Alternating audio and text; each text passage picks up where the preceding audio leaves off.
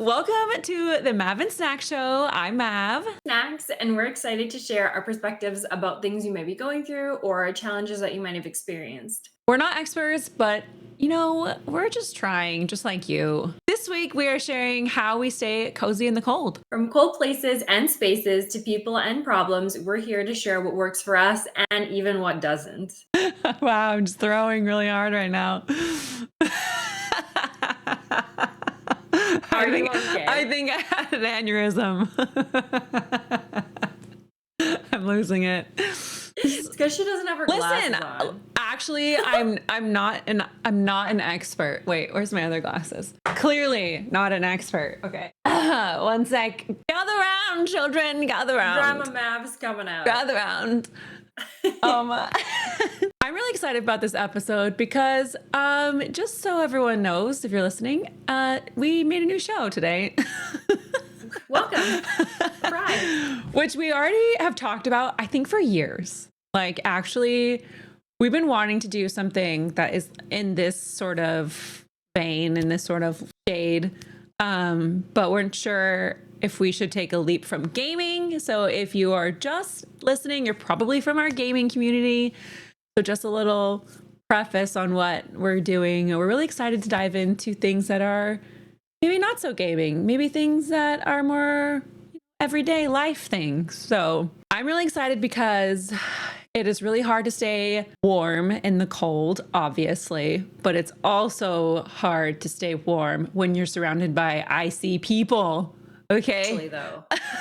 So Snacks broke down our pod in a couple different sections, and we're gonna just kind of go through them and chat. It's gonna be a great conversation. I'm actually so excited for these topics because, I'm excited to hear what Mav has to say about staying cozy with cold people. I feel like maybe I'll be able to take a page out of her book. And maybe unfortunate. Maybe you should be taking one out of my book. Maybe I shouldn't be recommending her. I'm like, wait, Snacks, you tell me. Yeah. So let's kick it off with talking about cold places, since we are both kind of from the frozen north in some ways. It's very cold in Seattle. Well, okay. Mav thinks it's cold in Seattle. No, listen, it is 30 degrees Fahrenheit, which is what, 0 Canadian, which is basically like a summer day. It's the same temperature here today. Okay, it's the same. But it's not supposed to be. You're so far north. Sure, fine. It's not supposed to be, but it is. And it's a beautiful day. I took my dog on a walk. It was awesome. I know. Okay, so fine. Tell me, on a cold day like today, in a cold place, what do you do to keep warm? Currently rocking some sweats. I have my blanket. A blanket! And our heater is really struggling. Okay, I have a fireplace going. It's not normally this cold. It's usually 10 degrees warmer right now. So Sure. We're not sure why this is happening. We're all in denial. The streets are covered in ice. I can't go anywhere. We're bunkered down. I don't know when I'll leave. Tell my family I love them. Oh my God. But to keep warm, I love... So was it last year? No. Okay, so anytime I think of pre-pandemic, I'm like, last year. But in 2020 or 2021, that era, I really wanted to make and perfect. I'm not there yet. I really wanted to get really good at making matcha. So I probably had a matcha every single day, just trying it out because they were not great. Okay.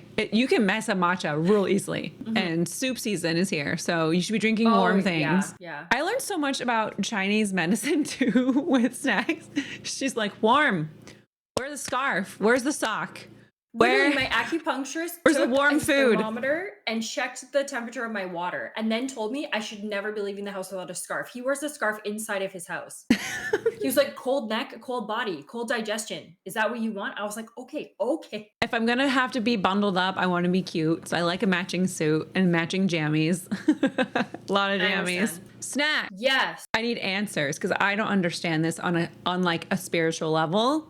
Okay. Do you find being in your hometown troubling when you're trying to do something new? You're trying to come up with a new idea. Do you feel like you have to kind of hide? 100%. There's been a few times where I have had to do something where I was like, I don't want to do that. And so I'll tell you a little story.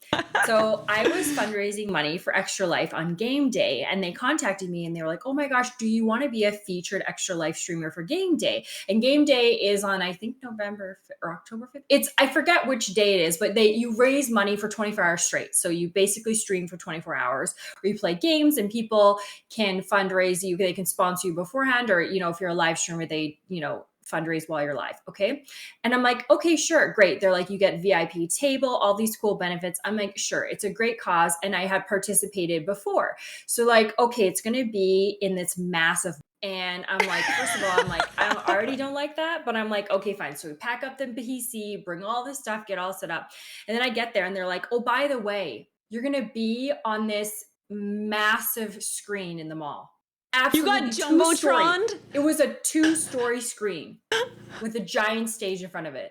They're like, we're going to put your stream up there. And I was like, why? Oh my God. There's thousands of people. It's a weekend also. Okay. Why? It's like a Saturday to a Sunday. It's perfect timing to do something like this. I'm for like, sure. but I'm already right. It's for charity. And honestly, I'm not super opposed that it's for charity. I'm just like, it was early in your career. Yeah. Right. Like, well, it's medium, but also like, I think I feel better if this was like at TwitchCon or at not like where random people are who don't know like who you are and like what you're doing. They're like, oh, also while you're on this full giant screen, could you play Fortnite with the Miracle Life children this year? And I'm like, no. I would love to. I would love to. There's nothing else I'd love to do more. So naturally, Snack says yes. I was like, yeah, I can totally do that. Fortnite? I have to carry the Miracle Life children in Fortnite in front of everyone on this ginormous screen. And they're like, yeah, okay, amazing, awesome. So I'm already like, oh my God. Okay, so I settle in, whatever. And then these head honcho people from like the hospital, right? From like the Stollery Hospital, the Extra people come over like, oh, we'd like to introduce you to some people. I'm like, great. Okay. They're like, oh, it's the Miracle Children for this year. I forget what the term is for them. And they're from the school that's attached to mine that I teach at. I don't know this though. I'm just like, oh, it's nice to meet you. Great. Awesome. I can't wait to play Fortnite with you. It's an honor to be able to fundraise, right? And then their mom comes over and she was like, I was pointing at you and telling my husband that I knew you, that you were the teacher, that you're the kindergarten teacher. And I was like, yeah, me. That's me on the ginormous that's playing with the kids. That's Miss Snacks. Literally. And so that was like, I never liked to cross my different work paths. And they did cross on occasion, and that was an occasion where they crossed, and everything was fine. And we played on the screen, and everything was great. And to be honest, like everybody knew that I was like traveling for gaming, and that I was fundraising, and I fundraised for St. Jude, and they did like excuse me to go to events and stuff. And so everyone was already aware. I guess I just didn't want like that kind of crossover, but it wasn't a choice. So everything went fine. But shoot. Do I like that? No. How do I handle it? I just try to have like grace in those situations and just like tell myself it's going to be okay. Oh my God. That is wild. Like I couldn't imagine. I also wanted to ask, since you are from a small town, well, not okay, it's not small, but I did grow up in a small town. Right. And you have like great small town friends. And it's like definitely the vibe. It's definitely like a Hallmark Christmas situation.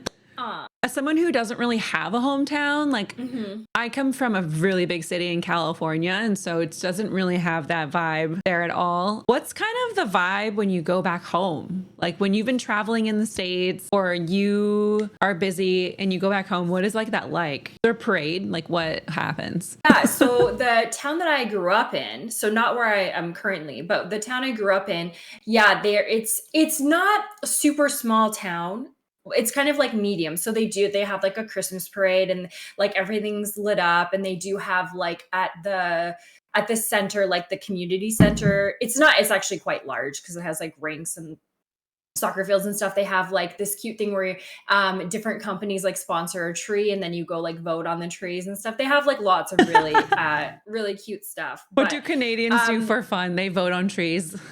That are pretty, That are yeah. A pretty. lot of outdoor sports, like, they have, like, lots of, like, skating rinks and stuff like that, so it is a bit of a bit of a cozy vibe, but, I actually made friends with a girl in university, and she was from, like, an actual small town. Like, when you say small town Canada, it's what you're thinking, okay? You come down the hill into the valley, tiny little town, and I found, like, the smallest towns do the coolest stuff, and she invited me up for something called a light up, which I'd never been to Oh, before, and it's where the whole town lights up and turns on their Christmas lights and stuff, and it happens in November.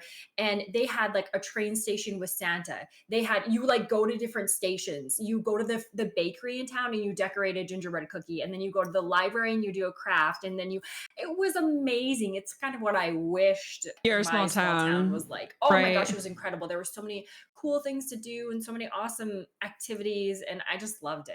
That's what I Aw. wish for. It's not quite like that. That's awesome. Let's hear a little bit of from Mav about God. being cozy with cold people. So before you tell me about what you do, just like tell me about where you live. Are the people in Seattle like warm or are they cold? And what's your preference when you like bump into somebody you don't know in like the Target or at the grocery store?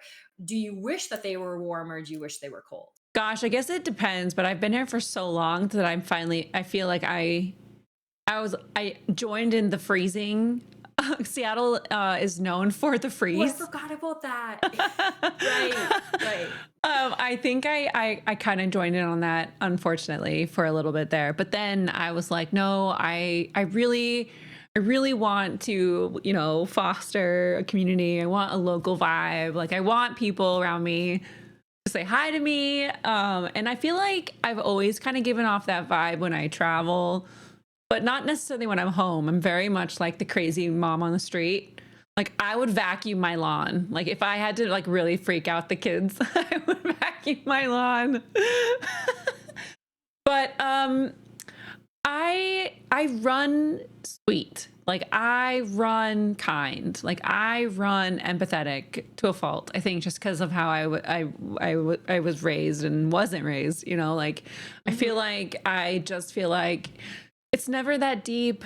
Like everyone's going through shit. Like everything is garbage right now. Like I understand Really? when people, even now, the freeze has been really rough because the weather's been so bad.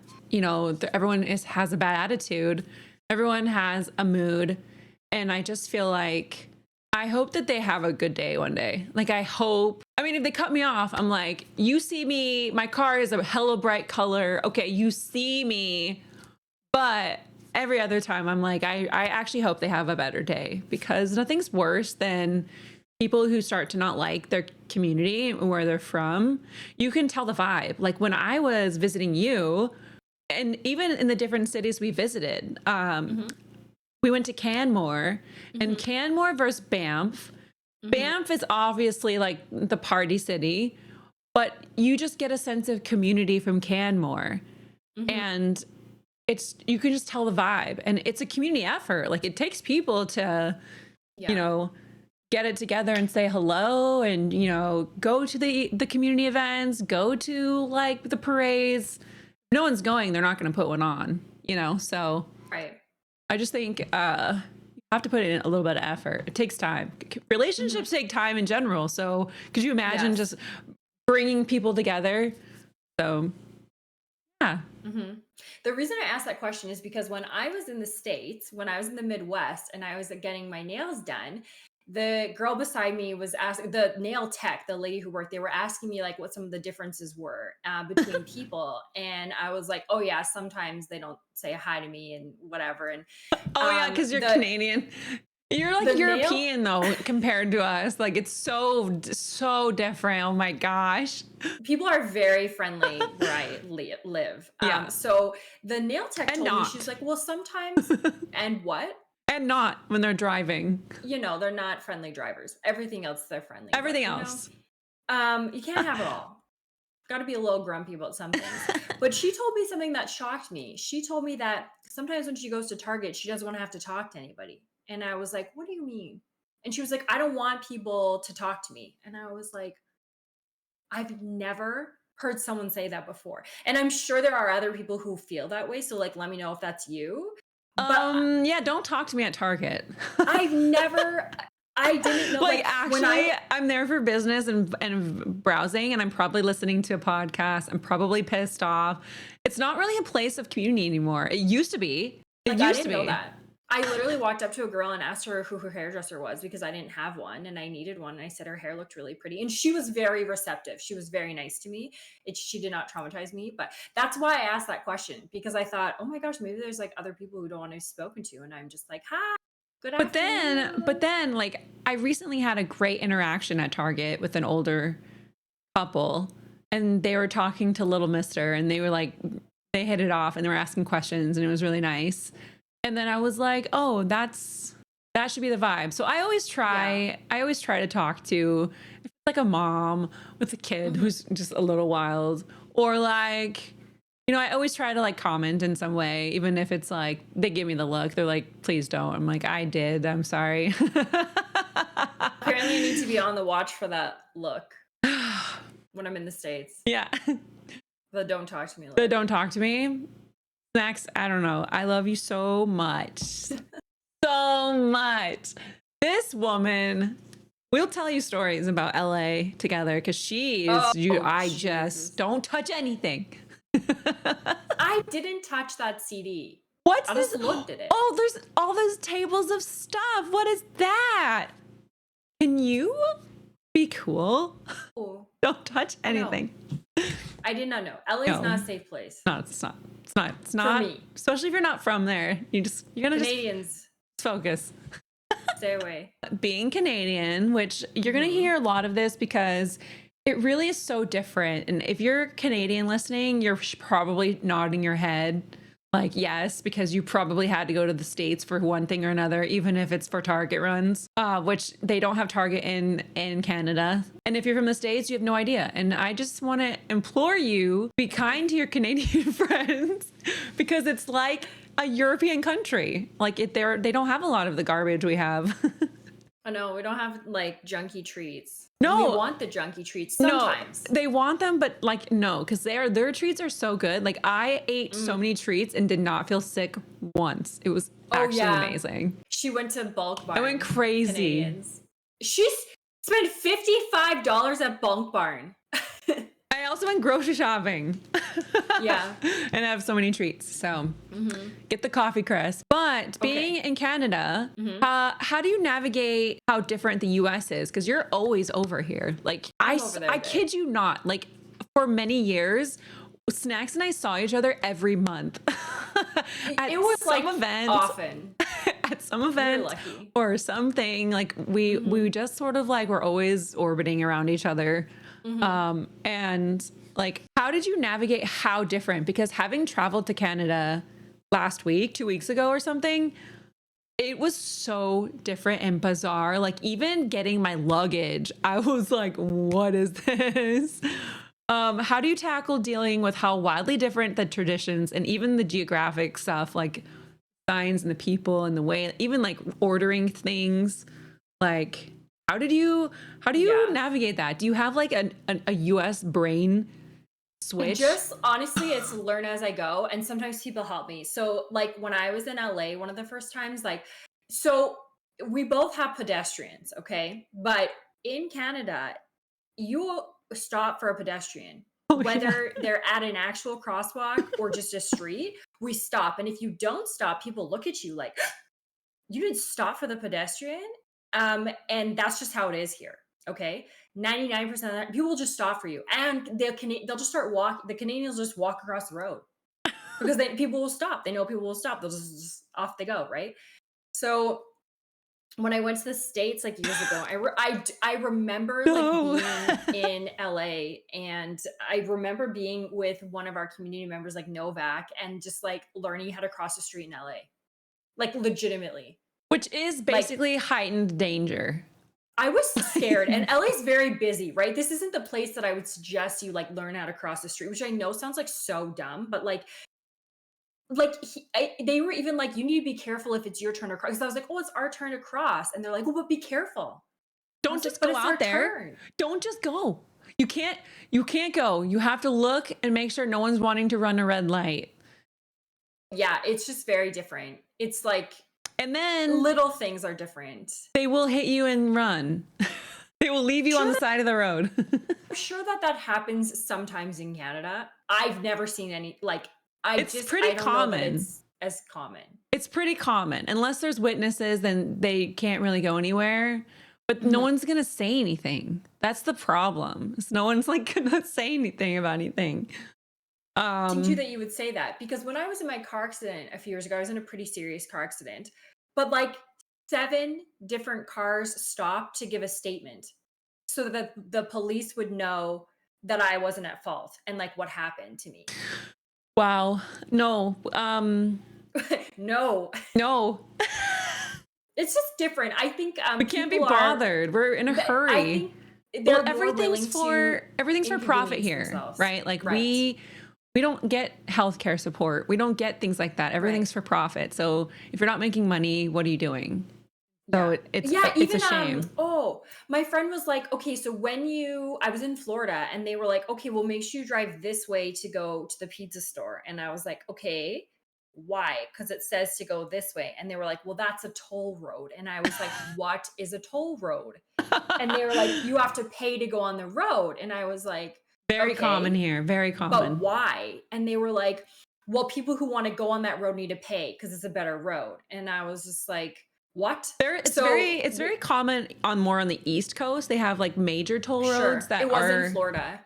but Yeah. yep. And Yeah. then I was like, "But why doesn't the government just like take care of the toll road?" And then basically they that even my friend was like, "Well, I don't want to pay for that road if I'm not going to drive on it." And it's just very different. So I think like the biggest thing is that people view things differently, and it makes sense that they view them differently because like as you stated, everything is for profit, and so it's a little bit Mhm. of a different scenario. But I initially, when I heard all of these things, I found it actually quite off-putting. And over the years of being in the States more and meeting more people from the States, I have kind of I feel like a better understanding of why people would feel that way, because when you're out there, you're just doing like the best that you can do, you know? And when you don't feel like you have support from the government or for the community, or, you know, like you don't feel like you have somebody helping you, I can understand how that would make you feel like you have to do everything on your own.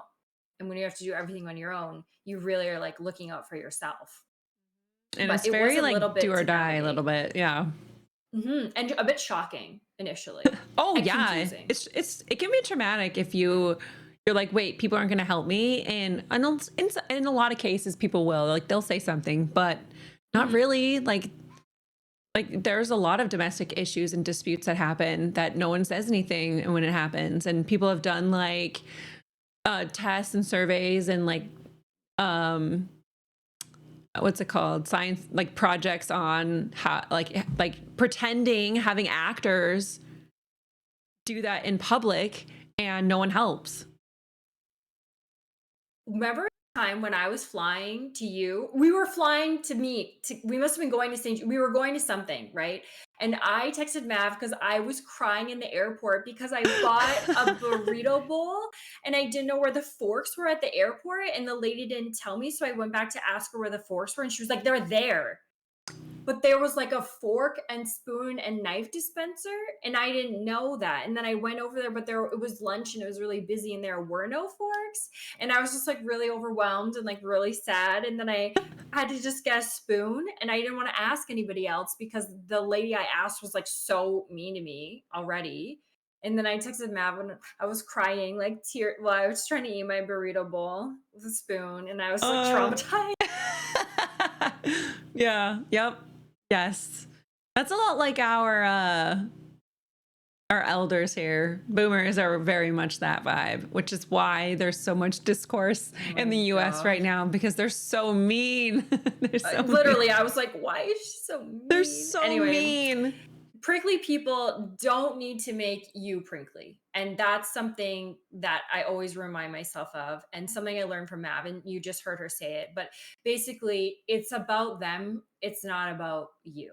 And Yeah. just because someone else is prickly doesn't it doesn't need to wreck my day and it doesn't need to make me prickly, you Yeah, know? because two prickly people and you just become a peach. Like, I don't know, like you turn into a cacti.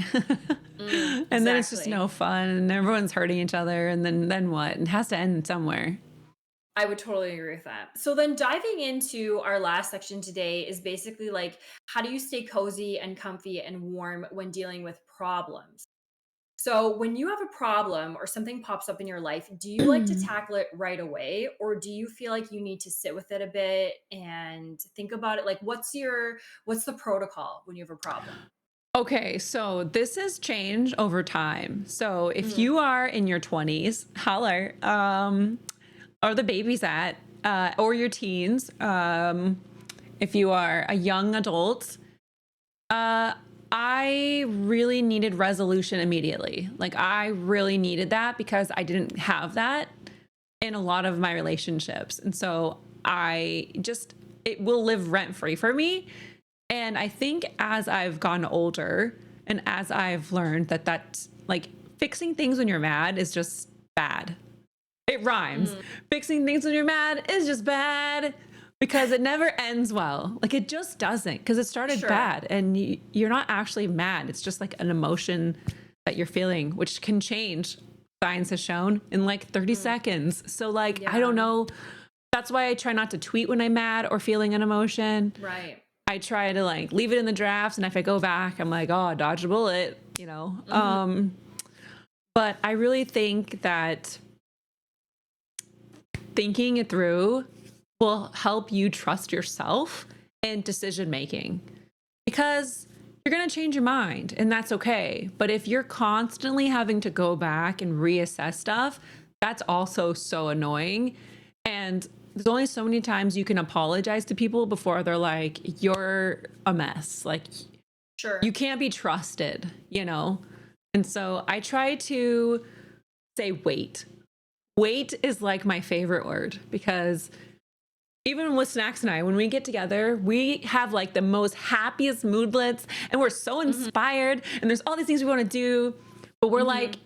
wait, let's just wait. Yeah. Let's just try it out, sit it out, blah, blah, blah. And then something Mhm. better happens. And then we actually have more information. So I think it's an information thing, right? Like you can't really make a decision off of things without having all of your info. Yes. And most people do not have all the info.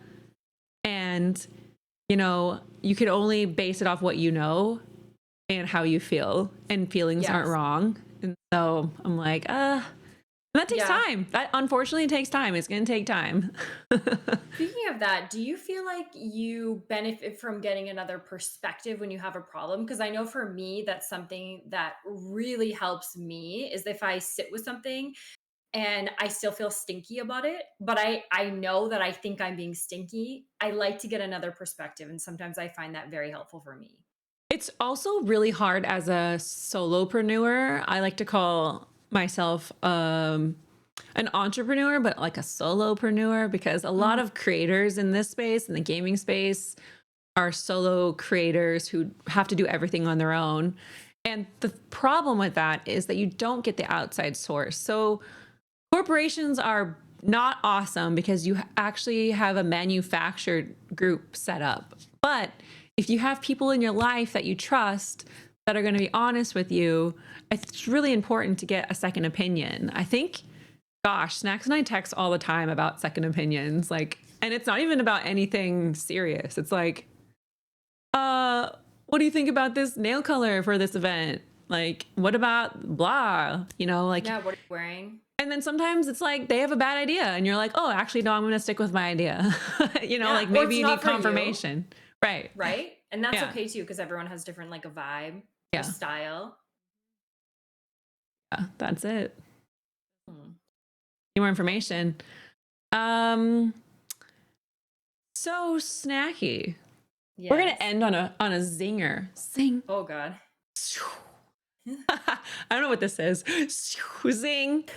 Um, and so we're gonna talk about problems, and this is something I think a lot of our listeners will probably deal with and probably have dealt with just as our immediate group of friends and possibly community members will listen and be like, oh my God. You've dealt with a lot of pushback in our industry, which can kind of translate to any industry, and have dealt with so much ego that I can't even. I can't. Like, how are you still streaming? I don't even know. It's a good question, truly.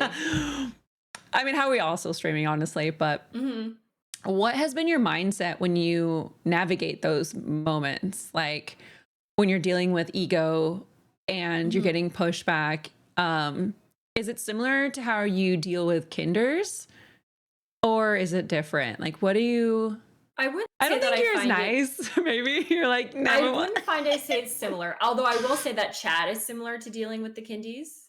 Oh, But in terms of industry and like ego and stuff like that, I think that it just like it initially it's not a nice experience, right? It's kind of like somebody is squashing you and like what you're doing, right? And they're basically saying like you're not good enough, right? Or we want someone better, or whatever that kind of looks like, right? right. And so initially it can be kind of hard, but I think that there's always a way. And I would just find a way to do it.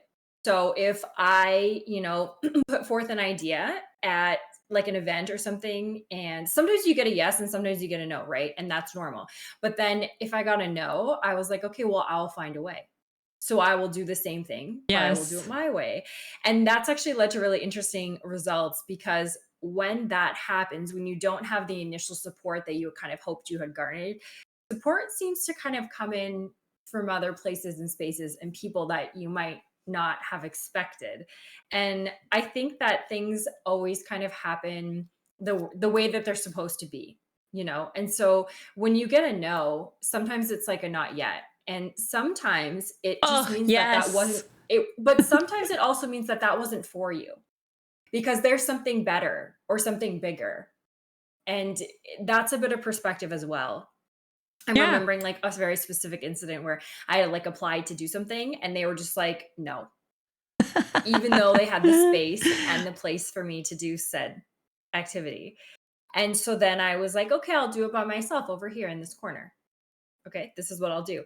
But then there was an intervention where somebody was like, wow, I love that idea and I'll help you do that idea instead. And so it ended up being here in this space and place that worked out wonderfully and was possibly better than what I had initially envisioned. So I do believe that you have to end things and say no to things for other things to come into play. mhm, Like like, oh my gosh, like every instance that I've ever quit something, something better has come along. In almost every instance. Because you're so close to it, you're focusing so hard on one thing. You're not allowing this other amazing thing that you're actually like manifesting in your life to come into your life. It's like if I never quit Xbox, to be really specific, I would have never continued our shows together. I would have right. never gone back into content creation. And then I've worked with so many studios. I can't even say Mhm, that I wanted to do that before, yeah. and so, Yeah. Even but if it initially hurts, it hurts. Oh my like, God. I can't yeah. tell you how many times I cried, just been Yeah. like, did I make the right choice? But Mhm, you got to keep yourself in mind here. Like everything will fall into mhm. place as long as you're doing the work. Yes, you have to put in the work. That's the biggest thing, right? It's not just luck. It's not just luck. Yeah. Preparation and consistency with a Mhm. sprinkle of luck will Yeah. enhance the flavor. Actually, it all comes together. And we've definitely experienced that. We'll have to add that as a topic, because there were a lot of things that we put into work and we put into place, and I call it sowing seeds. Like someone asked me yesterday actually about a new endeavor that Mav and I are going to share really soon. And it'll be a great story to tell once it comes out. But sometimes you're just sowing seeds and you just have to wait for them to come to fruition. And sometimes that takes time. Sometimes it dies. Like Like that's why you have to really. try so many things. Like try everything. Like Persevere. Like the amount of times we've changed so many things Mhm. is wild. But that's like also how it is, especially if it doesn't feel right or if Mhm. it's not quite there yet. Like you always want to kind of evolve, which is, I think, Yes. really what you learn with streaming because you don't have a choice. Like Mm. you either evolve or you fall apart. Literally. Like that's it. That's the game. Can Mhm. you evolve fast enough?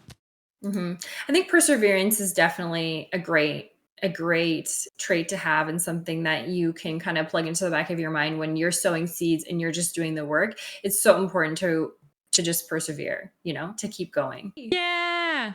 Okay. Well, that's our first ever episode, our pilot. Thank you for joining us this week as we talk about staying cozy and comfy in the cold. Let us know if you've experienced the same situations and how you tackle them. We can't wait to catch up again soon. Bye. Bye.